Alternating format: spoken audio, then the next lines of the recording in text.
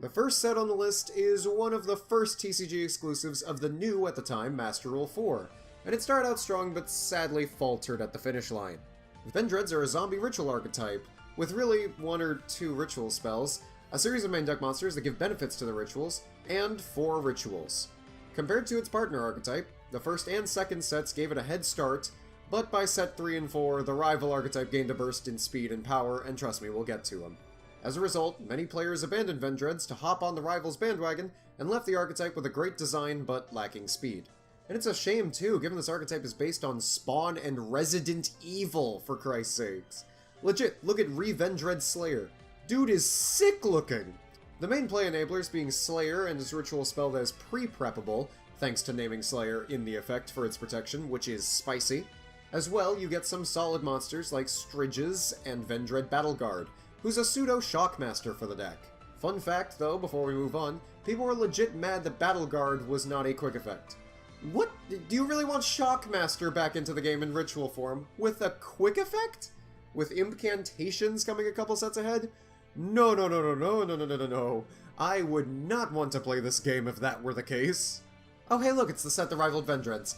Formula Athletes, also known as FA, are a wind machine archetype based on gaining levels when spells and traps are used within their archetype, and gaining benefits from reaching level 7 and above.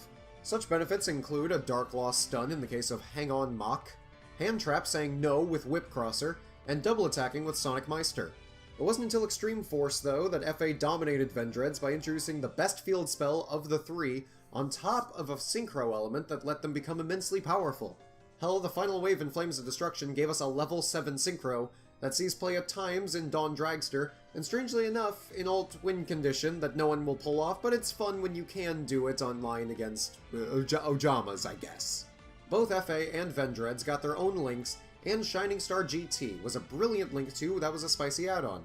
Moving fast like the wind, unlike crawling to life like Vendreads, FA, despite being a semi-failure, earned a spot in many players' hearts with big monsters that double as floodgates and synchro plays that make Synchrons feel slow.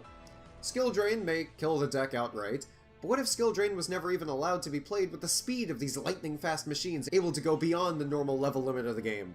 These speed racers definitely belonged in the fast lane, despite the original joke name of FA being Failed Archetype. You guys remember those days? I still call them Failed Archetype just through... I mean, are you really gonna call them Formula Athletes? Especially when we have another Athlete TCG exclusive archetype? Speaking of which, it's everyone's favorite archetype that's a TCG exclusive, premiering in one of, if not the best sets ever made. Duelist Alliance. That's right, it's the Ultimate Athletes. Oh what, were you thinking of something based off a metal-ass book with cards that will never not be relevant for some reason? Nah, just wait a bit. Also known as the UA, people seem to have a much greater appreciation for these guys now than when they premiered, possibly because there were 4 other incredibly powerful and meta-defining archetypes introduced in that set, but they still have a lot of fun ideas introduced.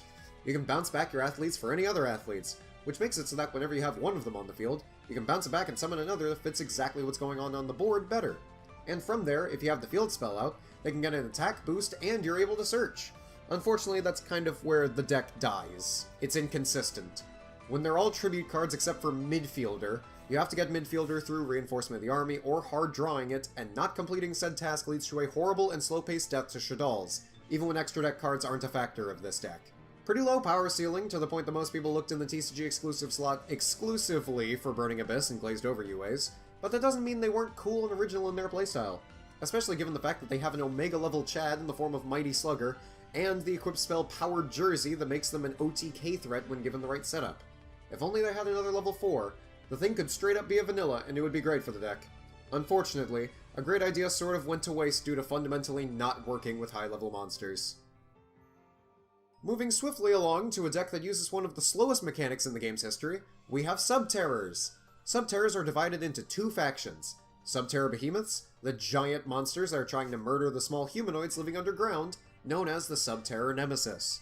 All the Behemoths have varying levels of flip effects, from a D-draw that they don't use, a Book of Eclipse without the added draw, to one of their most powerful effects that is Karma Cut without cost, along with a shared effect allowing them to summon themselves from hand if you control only face-down monsters. The Nemesis monsters are low-level monsters that, while in the story are the enemy of Behemoths, in reality their effects correlate very well, from summoning Behemoths to using the Behemoth's effects to benefit the player.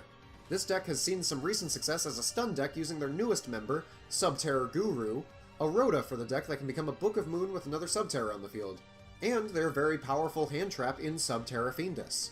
While the deck may be tier 1 now, it wasn't always this way. Subterrors, despite their beautiful artwork and very powerful trap in Final Battle, their slow playstyle pre-Guru control earned them a slot in a very low tier for a majority of their lifetime. From their levels not matching up for Xyz plays to just no real win condition besides Unga Boonga Big Beat Stick hit you really hard, they just didn't have a place in the much faster meta. But with their latest support and a plethora of floodgates, they can finally slow the game down so that they can keep up.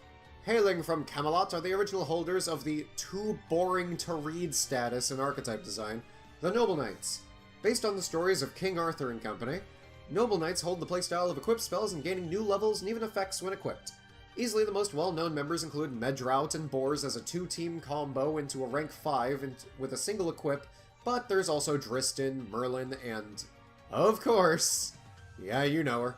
Yeah, so the newer wave of Noble Knights, given their TCG exclusives for Cybernetic Horizon to Soul Fusion, do help the playstyle, but easily the most well-known member in modern days is Isolde, given these ladies are harlots for any warrior deck looking for consistency and easy swarming.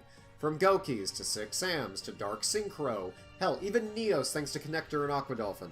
These ladies benefit anything that isn't Noble Knights, it feels. It's a shame, given if it only needed a Noble Knight monster to make, maybe certain decks would not have been as big topping as they were. Otherwise, the deck serves well as a rank 4 and 5 Xyz deck, looking to brawl but suffering from too many equips at one time and people legit rage-quitting rather than wanting to break out the glasses and read for once. Those people are probably begging for Noble Knights back since Endymion took their throne and have Pendulum Magicians tied to them for the boost Noble Knights never had. I mean, they got their own box set, which, by the way, is literally the best product Konami has ever produced, and I will stand by that, and all they really got from it was a Lone Fire Blossom. Maybe their new support will be more of a wave and less of a drop in the bucket of names no one remembers or can pronounce. Our next entry is the peak example of an archetype getting massively improved solely by a new summoning mechanic. SPYRAL started out as a sort of control deck with SPYRAL Super Agent, and it was one that people were quick to call one of the worst TCG archetypes ever, but after a simple reveal and its release in Circuit Break, man did heads roll. SPYRAL is a set themed around Metal Gear and James Bond, I'm sorry, that's just really sick, that took off after Double Helix was revealed, and provided lightning-fast plays and spam that the world had never truly faced since. Hell, multiple SPYRAL cards were hit on the ban list for a reason. Quick Fix was a free level 1 machine that was a perfect machine dupe target, and searchers for the gears like Big Red, and the Revival Spell and Drone. A machine dupe power buff and revealer. Keep in mind at this point, machine duplication was about $40 for the Ultimate Rare version, and this deck was the entire reason why. But the real trouble comes from the 2-card combo in Sleeper and Last Resort for a 2-card popper that can target itself and be protected from the downside of the effect. As well as SPYRAL Resort, the limited field spell that gives protection and once per turn searching with the downside being shuffling a monster from graveyard into the deck. Oh yeah, sure, that's a downside I can get behind, just make my machine dupes more live. Just speaking the name of this deck will give any player that was around during the formats, where it was truly a threat, will agree, SPYRAL is a weapon to surpass Metal Gear. This is one of the weirder pitches for an archetype I think I've ever seen, regardless of it being TCG exclusive. We've had decks of stuffed animals turning naughty, the idea of a hero being absolutely dubious at best, but this? Star Wars and the Wizard of Oz? It's a combination no one in their right mind would have thought they would love. Introducing the Kozmos. We have small monsters that represent anything from a tin can to the argument your roommate throws at you when you disagree with them about the Israeli-Palestine conflict, and they all have fun effects that mainly boil down to what their shared effect is, getting out giant hunking ships that all float into something smaller anyway, so you might be able to attack with Farm Girl, pay to search, summon a ship, attack, kill the ship, summon a smaller ship, attack, OTK out of nowhere. It was pretty easy back in the day, and almost made the deck seem like it could kill you with absolutely no setup, because who's going to do the mental math of like 5 monsters, maybe, attacking when you can only see one of them? They also had a great field spell that allowed them to get back their banish cards, and even have a mulligan-like effect, making consistency so easy the Necros decide to take notes and cheat off their test. The craziest thing is that the equivalent of a 1-for-1 popping effect, Cosmojo, was used as a combo extender that would just pop a ship to summon a smaller ship and attack for game, as well as banish any card that your opponent really wanted, I guess. This deck was so fun to play and got crazy amounts of support, even to the point that people were making fake leaks of a level 12 Death Star card that just nuked the whole board on attacking. Yes, it's broken. No, it doesn't exist. Regardless, Kozmos ran wild on the meta for a good year or so, and still hold a place in many players' hearts as their favorite deck. And for good reason. When you mix two franchises people love, people will love it. Who would have thought? Y'all gonna need to grab your Drolls and Explorers hats and prepare to enter a world of danger! I don't think Dangers need much of an introduction, as they're the newest TCG archetype, and they're being used in basically every deck ever made. They force your opponent to discard a random card from your hand, and if they miss, you get to summon the Danger and draw one, and all of them have effects off of discarding. Seems like a neat gimmick, but then you realize the special summon is not once per turn, which leads to these things being prime for link spam or FTKs. It's great to have Upstart at 28, isn't it? It's gotten so bad that after Soul Fusion they only introduced one more monster. Then afterwards we got some pretty bad support cards like Feats of Danger. This archetype started promising, but has led to an era of FTKs and destruction. And it's all your fault, Tsuchinoko, you adorable bastard. Regardless of these things' actual effects. Just keep spamming Dangers with no concept of what you're doing and you may just win the game. The biggest ball in Danger's court right now, however, is the fact that there is a non-debatable best deck of the format in the OCG that came over recently, called Orcists. All you have to do is put a couple Orcus in any deck, and it's automatically made better through the fact that Rusty Bardiche is inherently unfair and no one can tell me otherwise, even more so when combined with Dingrisu, so that you can get rid of your opponent's board during their turn. What do Dangers have to do with this? Well, they're just another really solid set of cards that make anything possible. So you slam them both in the same deck, and guess what? You won your Nationals. Congratulations. Dangers are so insane that Konami realized their mistake and made the newest waves of support absolutely terrible. Has anyone ever looked at Realm of Danger and thought anything other than, oh, Legendary Fisherman, that's awful? If Konami knows these things are so good that they're shooting them in every spot except the one that matters, the ban list snake to one, you know they must be absolutely crazy. Skrunk! For those of you with the biggest brains, you'll know that is the battle cry of the mighty Godzilla in spoken form, meaning it's time for Kaijus. Kaijus are an interesting archetype in that it's meant to be all about causing big monsters to clash like old kaiju movies, but instead their ability to remove problem monsters from the field without destroying or targeting them allowed these titans to take the meta in a big way. Kaijus all have the effect that allows you to tribute an opponent's monster and replace said monster with the kaiju. Then if your opponent controls a kaiju, they can summon themselves from hand, but each player can only have one. Now, what some of you may not remember is that kaijus each have their own unique effect using kaiju counters. They're not just used for removal. These counters can be accumulated by various sources. Most often their field spell Kyoto Waterfront, but also on their continuous field spell and trap. Our Godzilla of the deck in Dogaran, the Mad Flame Kaiju, uses these counters to Raigeki the opponent, but he can't attack on that turn. Oh no. Gameciel, the Sea Turtle Kaiju, based on Gamera, uses these counters to Omni-negate effects and then banish the card. Other members get multiple attacks, having the attack of opponent's monsters, negate a special summon monster's effect for the turn it was summoned. They're all pretty good. All of the effects, the names, and even the design of the monsters is obviously based off classic giant monsters from Japanese movies, meaning all the members had to be high level, and with effects relying on counters, the only real meta relevance they've seen is one card outs to unkillable monsters. To go along with this, they even had an archetype Dark Hole that gives each player a kaiju that must attack during the battle phase. Recently, people have been reminded about their counter effects, however, as they have cropped up in Crusadia Guard Dragons as a small engine meant to put more negations on the board.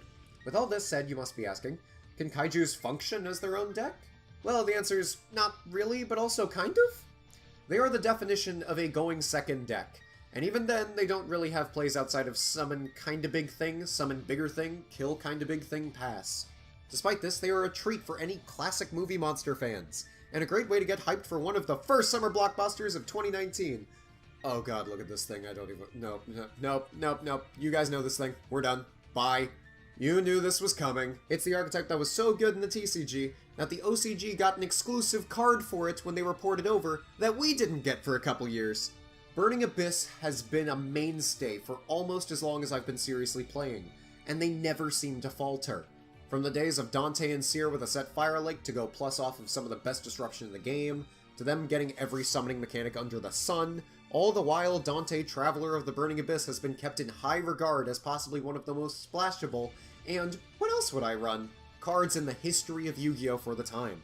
No deck can surpass them in relevancy on this list, and even going outside of these specific parameters, the only other archetype I can think of that even comes close is Lightsworn, considering as long as the graveyard is a second hand, Lightsworns will be viable. Not to mention playing both of these decks smashed together made for a Chaos deck that could very rarely be beaten in terms of power and value, if being a bit less than the pure versions in the realm of consistency. Burning Abyss were even great to the point of being splashed with 2 entirely separate decks, giving us the deck known as Speedroid Phantom Knight Burning Abyss. But that name isn't catchy enough, so we all just call it PK Fire, a deck that could stand a chance against Performages and pals, for God's sake. It can take down Titans with blood diluted twice over. Yes, in a set of crazy good archetypes like Shadal's and the world's winning Satellar Knights, Burning Abyss had a flame not extinguished by the ban list, but one that could outlast all. To Burning Abyss, from the player base, we still say Dante should be limited just from the salt it caused years ago.